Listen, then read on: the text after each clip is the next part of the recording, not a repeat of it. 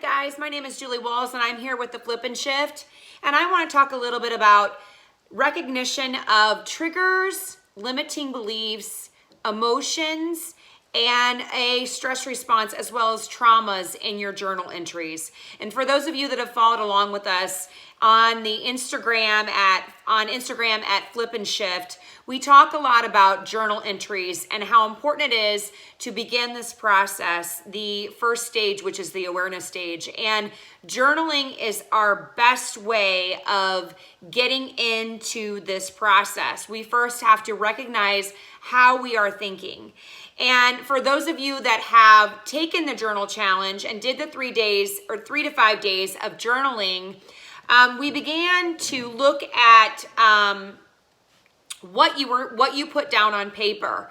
What type of dialogue are you having with yourself? And for those of you that have followed us, we talk a lot about recognition of your triggers, what type of limiting belief statements you are writing or you are putting down on in your journal entries, as well as what you feel others are projecting on you. We talk a little bit about projecting limiting beliefs. A lot of times for many of us who have tendency to take on others' opinions, as well as we're kind of empathetic, so we have a tendency to take on others' fears, others' limiting beliefs. We talk a little bit about that as well, and seeing that in your journal entries.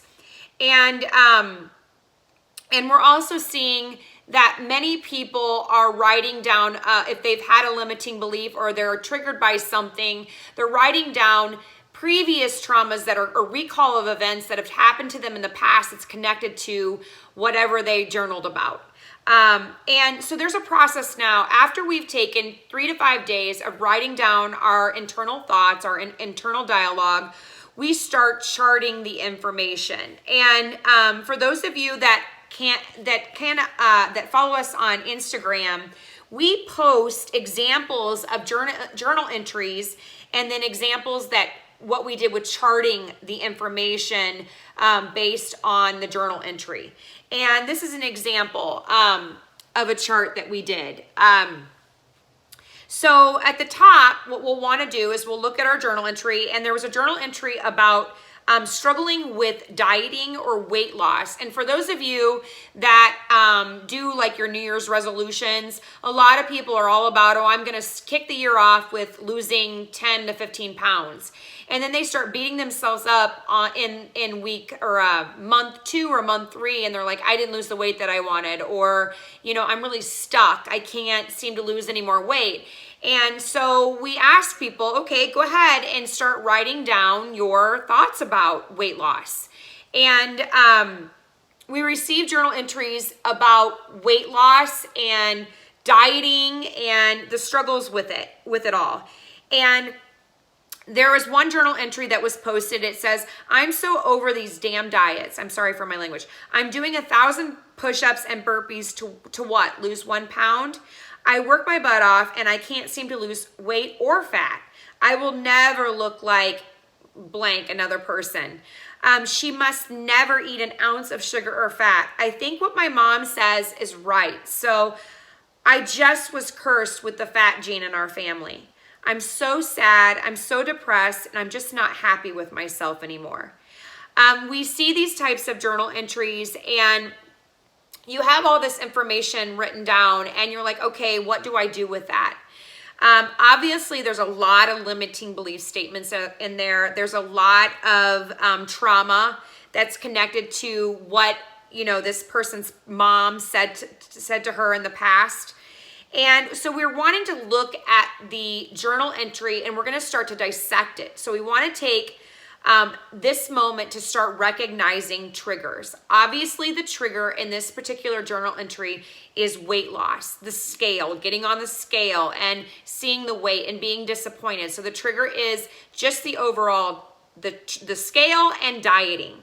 And then we start looking at limiting belief statements as well as emotions that are connected to limiting belief statements. And for those of you that have watched our lives in the past, we talked about what is a limiting belief statement. A limiting belief is a belief or statement that's not based on any facts, but rather evidence in our minds that are based on experiences or memories with emotions attached to that belief. So when you look for limiting belief statements, there's always an emotional charge to it. So it'll either follow with, I feel sad, I feel angry. A lot of emotions are connected to limiting belief statements. That's what gives them the lower charge that it has. And so we want to look for limiting belief statements. There are different types of limiting belief statements. There are different types of limiting belief statements, and there are the self-image belief statements. The self-image belief statements are usually I am statements. You see a lot of those posted on Pinterest boards, a lot of journaling journaling coaches or psychologists that talk about limiting belief statements. They usually focus in on self-image belief statements. And those are a lot of I am statements, like I am too sensitive, I am weak, I am incapable. There are other types of limiting belief statements, such as limiting rules beliefs. Limiting rules are, restrictions that we place upon ourselves, such as if I was only 10 pounds lighter, I would be prettier, I would be wanted, I would be loved. Those are limiting rule belief statements, and they get kind of tricky as you're going through your journal entries. You're like, okay, I can't find those. Well, they usually start with if only or if I only was. There's these rules that we place upon ourselves. The third type of limiting belief statement is self-pity limiting beliefs. Self-pity is, I do not deserve love. Others seem to have everything. I have nothing. I do not have my life figured out. Sheila has her life figured out. Woe is me. It's a lot of self-pity limiting belief statements. They're very tricky to decipher, but if you take your time and you learn about the various forms of limiting belief statements, you'll start seeing these in your journal entries.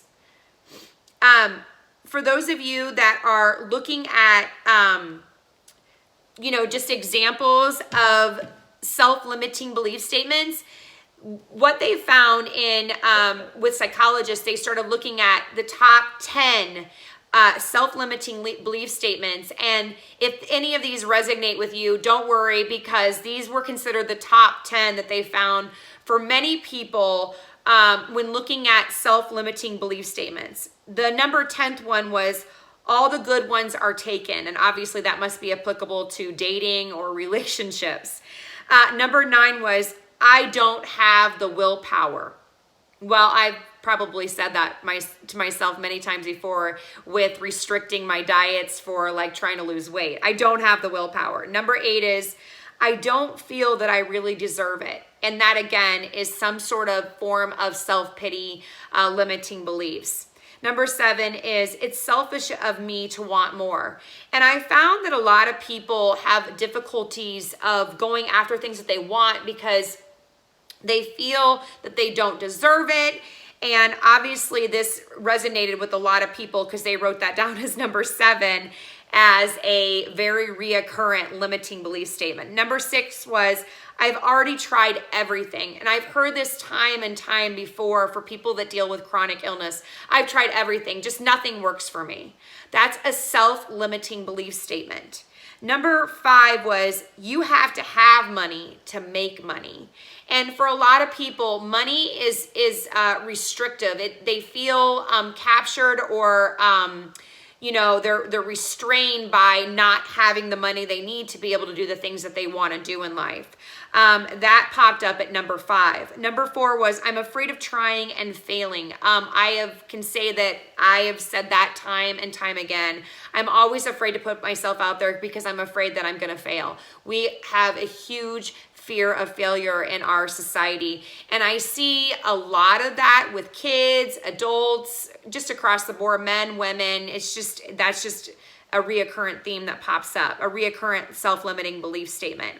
Number 3 is I'm not educated enough. I myself find myself starting this process and doing this type of work and talking about educational type stuff regarding the psychoneuroimmunology field. And I feel like, oh my gosh, I'm not educated enough. I don't have enough certification to be doing this work or talking about this. But obviously, I feel that I've had the experience personally of digging myself out of this ginormous health hole.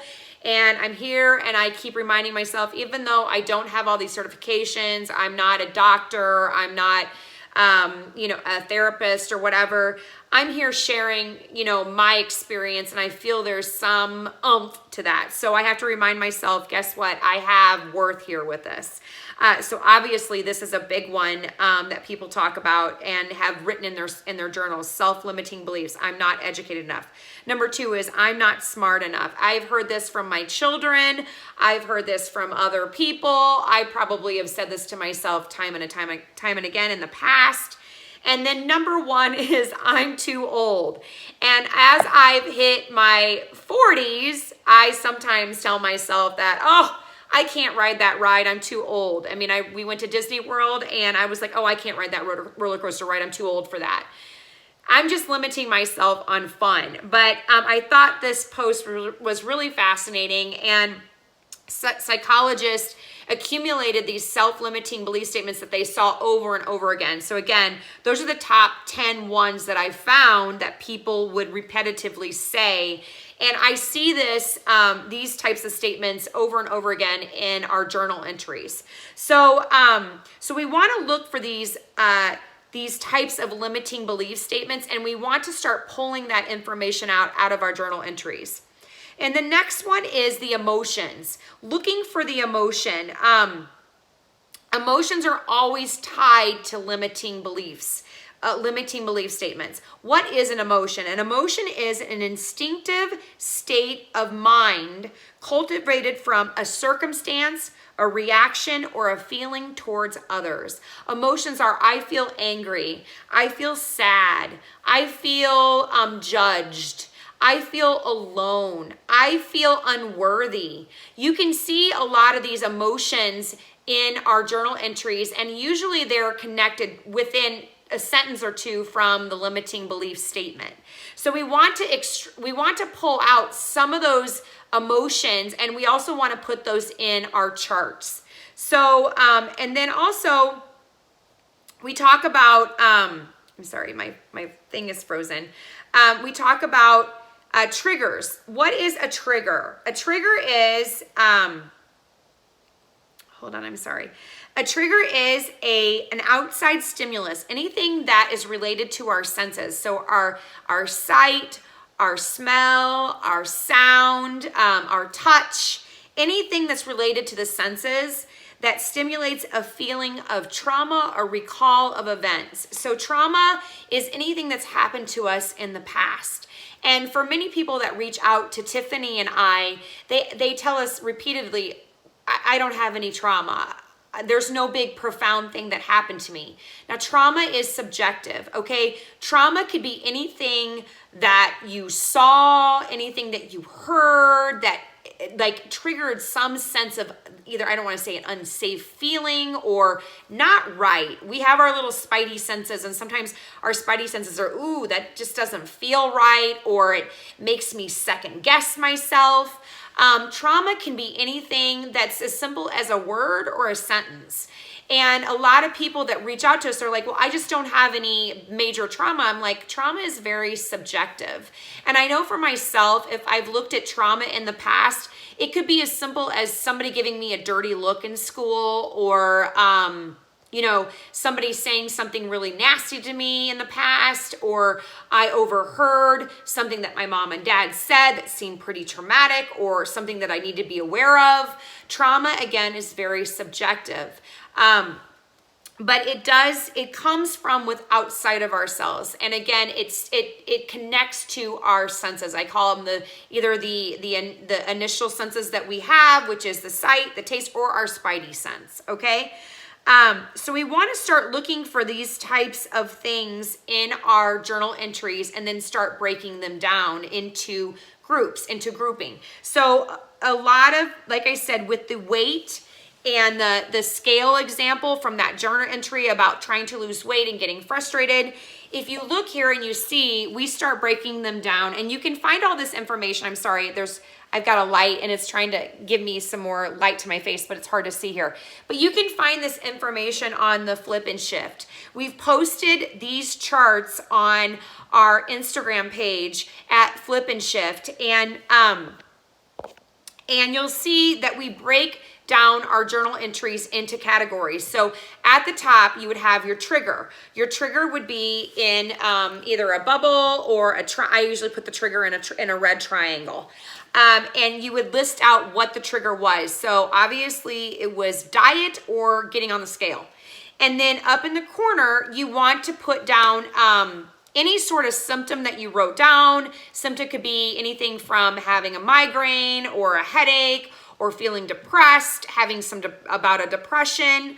On this example, I put down in yellow, the CSR, the chronic stress response, was depression. Depression over being frustrated over losing weight, starting to feel sad, starting to feel, angry or mad, or a longer period of, woe is me type stuff. And depression is very real. It's a state of being, a state of mind. And then what I did is I started breaking out all of the words that I wrote down in the journal entry and breaking it into categories. So first of all, I wrote down emotions at the top, and you can see this again on the Flip and Shift. We start charting them. So the emotions that I pulled out from the journal entry is frustrated, anxiety, anger, hopelessness, and sad. And then I wrote that down under the emotions category in the emotions column. And then the next line is limiting beliefs. So as you can see, I started pulling examples out of my journal entry that said things like, I can't lose, that I wrote that said, I can't lose weight. That is a limiting belief, meaning that who says you can't lose weight? Well, apparently I feel that way or think that way, that I'm not able to lose weight.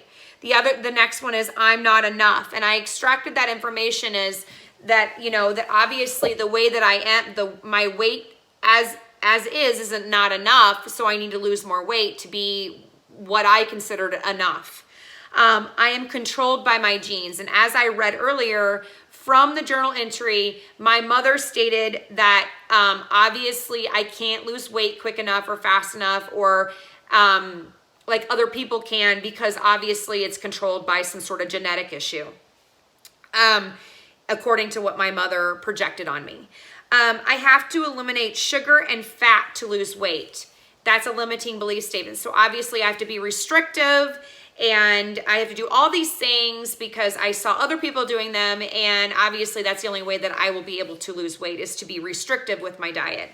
The last one is a comparison limiting belief statement, which is Tiffany is better than me. The person that I mentioned in the journal entry was, Tiffany can lose weight, she's a fab fit bitch, or excuse my language, but that's what I wrote. That's what's been written in the journal entry. Tiffany is better than me. So a comparative limiting belief statement, which means it goes back to I'm not enough. So who I am is not enough, and Tiffany is better than me, all right? And then, so we also created another category. It's called others' beliefs. So any sort of projection or what we perceive that other people are feeling or thinking about us. So others' beliefs, I wrote down, Tiffany must not ever eat sugar or fat. And that's my perception of how I feel, in regards to, the other person, and comparing myself. They must be doing this. They must be restricting their diets. So I write that down in that column as well. My mom believes genes control our ability to lose weight. So in the past, others' limiting beliefs, my mother felt that the reason why we couldn't lose weight easily is because we were controlled by our genetics. And again, that's another limiting belief statement. And then our last category, and some people are able to do this and some people are not, trauma. Trauma in this particular incident is I was told when I was younger that I will not lose weight because I have bad genes. And again, trauma is very subjective. If you heard that and you're recalling that now, so if you're looking at your journal entry and you're seeing these limiting belief statements, and obviously from the past, that statement really stuck with you, and you recalled that in your journal entry, that in the past, my mother or my father mentioned that, oh, we are just doomed, or we are, just destined to be a certain weight, or, not the norm of weight, the normal weight, because we are doomed by our genes. So obviously that was implanted into my mind and then applied to my journal entry on why I cannot lose weight. It's because I'm genetically doomed. The other trauma is previous dieting did not produce results. So obviously in the past, I tried to do certain types of diets. According to the journal entry, I tried to do these specific type of diets and the result wasn't good, so I'm still traumatized by that. So I write these down in these categories to break all of the information down from our journal entries. That is the next step in this process. So the first thing is to spend 2, 3, 5 days purging our thoughts, taking a topic, and I explained in my previous video, you can do some writing prompts, you can create, you can have a theme, you can talk about a topic. And for this instance, there was a topic about, obviously the trigger was losing weight and the frustration behind it. So you can choose a topic, write about it for 2 to 3 days, and then take that information and start putting it into categories. You start breaking down the information in our journal entries and start dissecting it into categories. So you'd want to have your emotion category, your limiting belief category, your others limiting beliefs category, or any sort of projections, and then the trauma category. And if there's any sort of symptomology coming out with this, I put, for example, in this one, depression. Obviously, it's depressing. Sadness is lurking over anything to do with dieting and just banging your head against the wall. And depression came out from this particular journal entry. So this is just an example, guys, of how to go about breaking our journal entries down. And this is just the next step in the process. While you're in the first stage of awareness, it's the next step after doing 3 days or 3 to 5 days of journal entries. We want to take that information and we want to extract it and start breaking it down into categories. Again, you're going to have your trigger up top. So in this particular instance, it's weight loss or dieting or getting on the scale. It's very triggering. You'd have your chronic stress response or an acute stress response, which would be depression. And then you'd start breaking it down into categories. Emotion, what is the emotions that you're seeing that you're writing down or how you're feeling? Your limiting belief statements. Again, they're very tricky. So we give examples on the on Instagram at Flip and Shift. We give examples of the different types of limiting belief statements.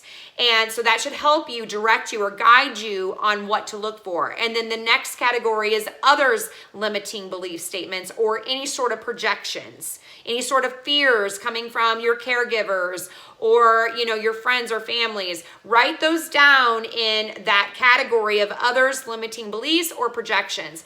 And then the last category is trauma. Is there anything in your past that you can connect to weight loss or any emotions or any limiting beliefs around weight loss or losing weight? All right, you guys, this is just the next step. So tune in to this week's live about how to go about taking all of now this information that we charted out and put it into brain mapping. Brain mapping is a really fun way of getting down to the root. So tune in to our Instagram at Flip and Shift actually this Thursday. It's February 13th at 9 a.m. Central Standard Time. And we'll talk about brain mapping and how to take all of that information that we extracted from our journals and put it into a brain mapping bubble graph. It's really fun stuff. It's an exciting way of getting down to the root. And you guys, it's mind-blowing because this trigger is connected to so many things that you would not think it's connected to. And we're going to talk about the 5 senses and also our spidey sense and how to start digging deeper to get to the root. All right. Tune in again to Instagram at Flip and Shift, or if you're not able to catch our live, we download our live video and we upload it to this channel, the YouTube channel at Flip and Shift, and we also upload the video to our Facebook page, which is Flip in with apostrophe shift, and it's on Facebook. So you have many ways to access our videos and learn more and follow us along on this process into healing our chronic stress response. All right, thanks again, and you guys take care. Bye-bye.